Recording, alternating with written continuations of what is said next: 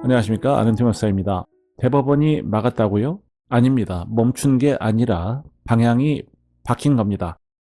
어제 우리는 도널드 트럼프 대통령과 Supreme Court of the United States, 미국 연방 대법원이죠, 사이에 충돌을 봤습니다.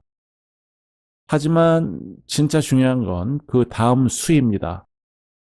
트럼프 대통령은 관세를 포기하지 않았습니다. 오히려 더 넓은 법적 카드를 꺼내들었습니다. 그리고 이 싸움은 미국 정치에서 끝나지 않습니다. 달러, 금리, 그리고 원달러 환율까지 흔들 수 있습니다. 오늘은 감정이 아니라 전략과 시장의 흐름을 보겠습니다. 우선 첫 번째입니다. 대법원이 막은 것은 권한의 해석이다. 어제 말씀드렸듯이 대법원은 관세는 불법이라고 한 것이 아닙니다. 문제 삼은 건 국제긴급경제권한법, 즉 IEEPA의 광범위한 해석이었습니다. 핵심은 이것입니다. 미국 헌법상 관세 권한은 원칙적으로 의회에 있습니다. 행정부는 의회가 위임한 범위 안에서만 행사할 수 있습니다. 이 판결은 관세 정책의 종말이 아니라 행정부 권한의 선을 다시 그은 사건입니다. 여기서부터 정치 싸움이 시작됩니다. 두 번째, 트럼프 대통령의 4가지 관세 카드. 우선 첫 번째 카드입니다. 1962년 무역 확장법 232조가 있습니다. 국가안보 위협 시 관세를 부과할 수 있도록 하고 있는데요. 철강, 알루미늄에 사용됐던 전례가 있었습니다.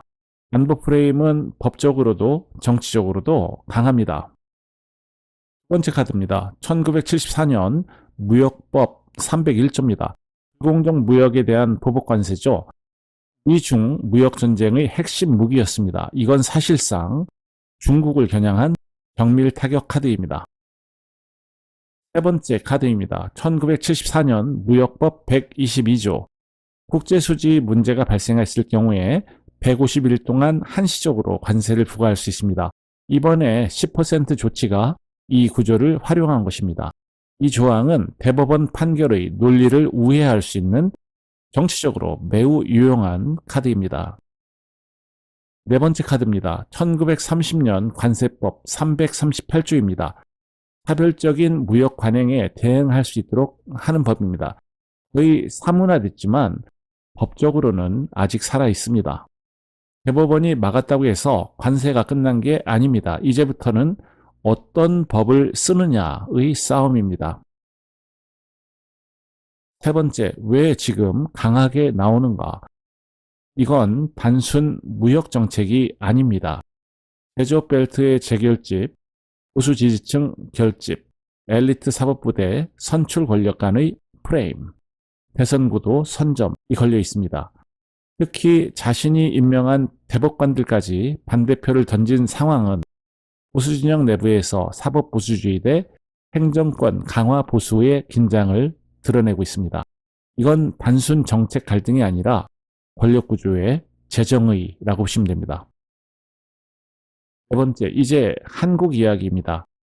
여기서부터가 핵심입니다. 관세 전면전은 달러를 움직입니다. 우선 관세는 인플레이션에 압력을 주죠. 관세는 수입 가격을 올립니다.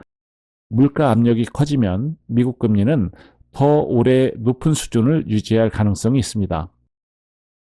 금리 기대 상승은 달러 강세로 이어집니다.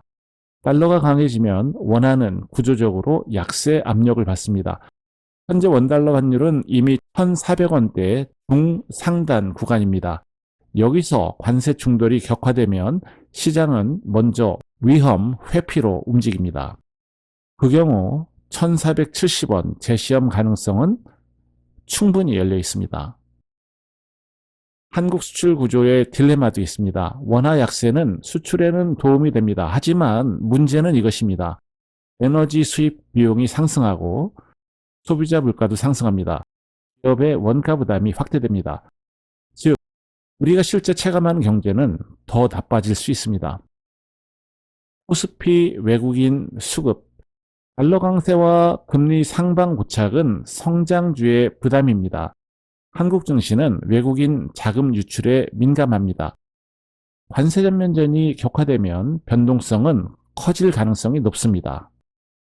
이게 단순히 미국 뉴스라면 환율은 이렇게 움직이지 않습니다.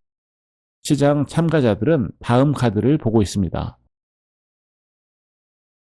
그러면 세 가지 시나리오가 있을 수가 있는데요. 네, 간단하게 생각해 보겠습니다. 우선 첫 번째 시나리오, 협상카드용 관세. 말은 강하지만 실제 확대는 제한적으로 갈 수 있습니다. 이때에는 환율은 박스권을 유지합니다. 두 번째 시나리오입니다. 보복 확전. 중국과 유럽연합의 보복 관세를 확대하는 것이죠. 이럴 때에는 미국의 추가 조치가 따르게 될 거고요. 그때는 달러는 급등하고 원 달러 상단 돌파 가능성이 커집니다. 세 번째 시나리오는 협상, 반전 뭐 이런 시나리오입니다. 예외 조항이 확대되고 품목별로 유예가 들어갈 수 있죠. 이런 경우에는 환율이 급락하고 증시에 반등이 올 수 있습니다. 관세는 숫자가 아닙니다. 권력입니다. 대법원이 선을 그었고 대통령은 그 선을 우회하려고 합니다. 그 싸움의 파장은 달러를 거쳐 한국 환율까지 이어집니다.